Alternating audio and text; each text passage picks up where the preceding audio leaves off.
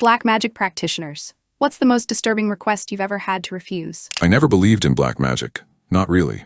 Sure, I'd heard the stories, the whispered tales of rituals, curses, and unseen forces lurking in the shadows, but I always thought of them as superstition, the stuff of folklore and old wives' tales. Until I met him. We grew up together, my friend and I, just another pair of schoolboys in India, running through the narrow streets, playing under banyan trees, and daring each other to walk past the graveyard at night. But there was something different about him. If we ever got scared while walking down a lonely path, he wouldn't panic. He'd just stop, close his eyes, take a deep breath, and mutter something under his breath, and suddenly, the fear would vanish, like a fog lifting, like an unseen weight leaving our shoulders. I never asked him how he did it. I never wanted to know. Years passed, 25 to be exact. He became something of a legend, one of those rare tantrics, the kind you don't find in temples or on television, the kind people whisper about but never dare to speak of too loudly. I never cared to ask what he really did, until now, because now I am scared of him.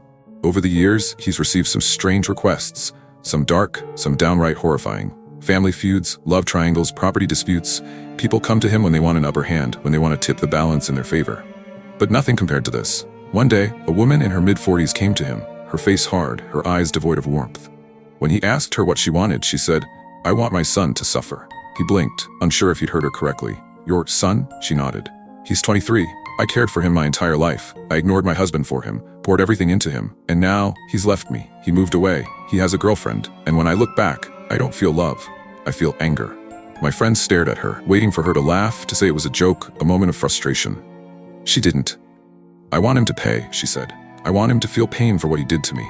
My friend rejected her. "He doesn't hurt people for no reason. He has rules, a moral code. At least I hope he does." The woman left, furious. But a few days ago, someone else came. A man in his mid-20s stepped into his home, holding a photograph in his hand. He was shaking, scared, desperate.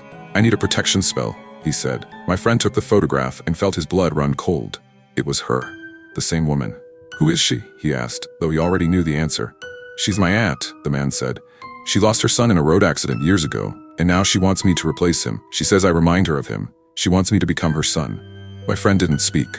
"She won't leave me alone," the man whispered. "She follows me, calls me at night, tells me I belong to her now. She sends me old clothes, childhood photos, things that aren't mine, things that belong to him." The room felt colder. "I need protection," the man pleaded. "She won't stop until she gets what she wants." So my friend did what he does best. He worked a spell, a protection that would keep the man safe. And as the ritual ended, my friend felt something. A presence, a shadow clinging to the photograph.